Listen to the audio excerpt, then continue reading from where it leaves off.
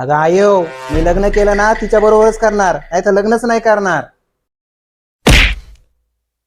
तिच्या संग जर लग्न करायचं असेल ना, तिला सांग जॉब करायचा नाही, घराच्या बाहेर पाऊल नाही ठेवायचं, घरातच बसायचं. घरातली कामं कोण करणार?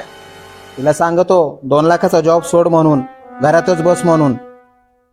अरे आई कुठे गेली? अगं आई काय करायला लागली? माझी लाडाची सून दमून येणार, मग तिला आल्याबरोबर जेवायला नको, स्वयंपाक करायला लागले.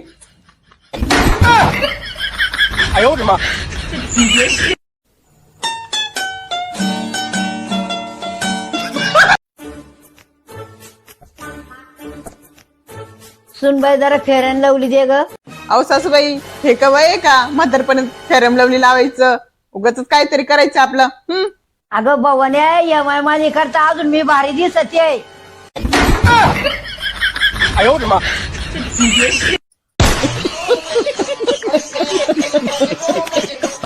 अगं भवाने, तुझ्या लग्नाच्या अगोदर आम्ही एका टाटा जेवत होतो. तू आली, माणसात माणूस नाही राहिलं. हा, माझ्या संसार टापून बसले होते ना, सगळ्यांना सेपरेट सेपरेट थाळ्या ज्या भेटल्या.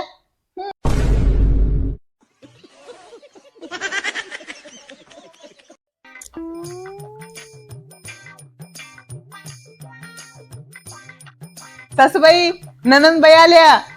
अगं बाई, लेक आली माझी. सासूबाई, माझी ननंदबाई नाही, तुमची ननंदबाई आली.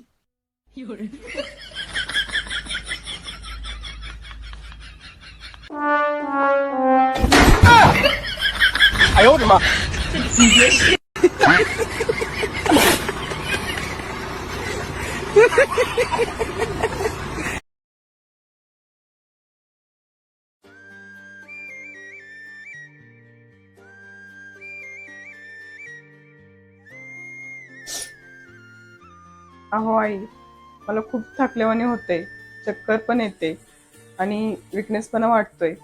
थोडे दिवस मी आईकडे जाऊ का? अगं बाई, लय छान आहे ग. तू माहेरी जाणार, मग इथं काम कोण करणार? तो गेलात कामाला, त्याला येताना गोळ्या आणायला सांग. आराम वाटेल मग. जा, काम पडलीत, घे उरकून ते काम. काम करायचा कंटाळा आला का असं नाटक सुचते, माहेरी जायचं मग. अरे खरंच तिला बरं नाही वाटत, जायचं असेल तर जाऊ दे तिला. तिचा चेहरा कसा सुकलाय, तू जरा समजून घे ना. तुम्ही ग बसाव, तुम्हाला काय कळतंय? नाटक आहे सगळी तिची. तुझ्याशी डोकं लावून काही फायदाच नाही. अगो बाई, माझ्या ताईडीचा फोन आहे. हॅलो. अगो बाई, तुझी तब्येत बरी नाही काय बाई? ठीक आहे, मी तुझ्या दादाला पाठवते तुला न्यायला. तू काय काम करीत बसू नको, तयारी करून ठेव. तो आला का लगेच तू निघून ये. काही त्याला पाठवायची गरज नाही.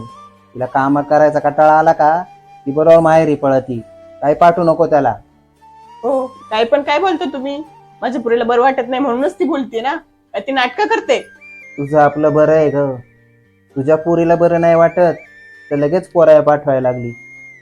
आणि तुझ्या सुनाची तब्येत बरी नाही, सकाळी ती सांगत होती, तर मग ती तिचं काम करायचं जीवावर आलं असेल. असं कुठं असतं का ग? हा, सुनामध्ये आणि लेकीमध्ये हा भेदभाव का करते तू? आणि हा, एक गोष्ट लक्षात ठेव, तो जर आता सुनाला जीव लावला ना, ती तुला म्हातारपणात जीव लावेल. नाहीतर मग हाय. आणि लक्षात ठेव, इथं करायचं आणि इथंच फेडायचं. माझं चुकलंच.